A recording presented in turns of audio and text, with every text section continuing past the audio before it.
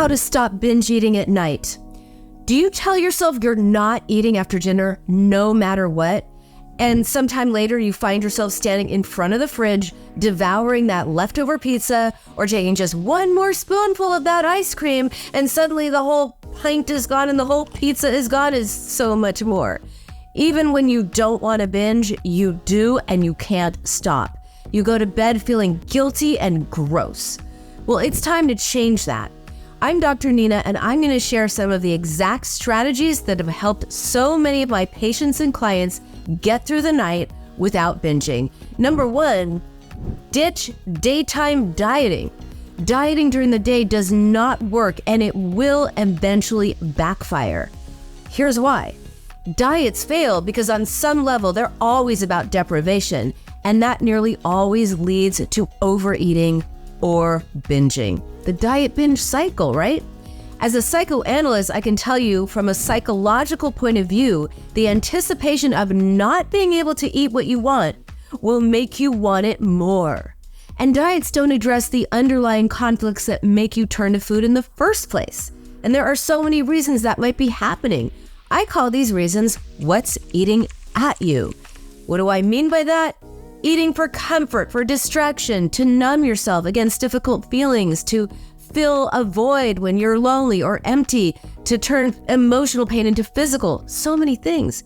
So the first step is to give yourself permission to ditch dieting during the day.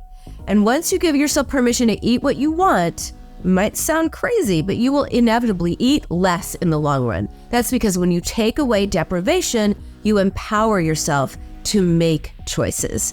So give it a try and drop a comment to let me know how it goes. And number 2, make sure you're eating enough. If you skip breakfast or lunch, if you're eating too few calories during the day, you may be setting yourself up to overeat or binge at night. That's because when you're super hungry, you are more likely to lose control once you actually start eating. And if you get to the point where you're ravenously hungry, it's difficult to stop yourself from making poor choices or eating too much. And once you start eating, it's hard to know when you're full. It sounds so simple, right? So it's very important to make sure you eat enough during the day. And number 3, be a friend to yourself.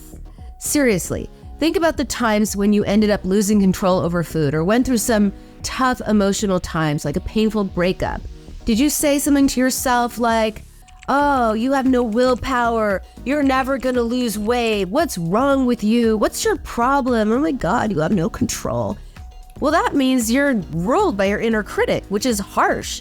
And if you're mean to yourself, you feel terrible. You might even use food to escape your own mean voice.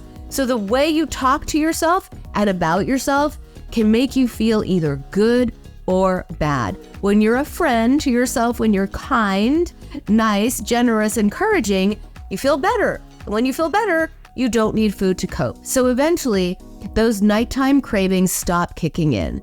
When you take away deprivation and support yourself with kindness, when you eat enough during the day, everything changes. I hope these tips helped you, and if it did help, let me know by dropping a comment below. Let me know which one resonated the most with you.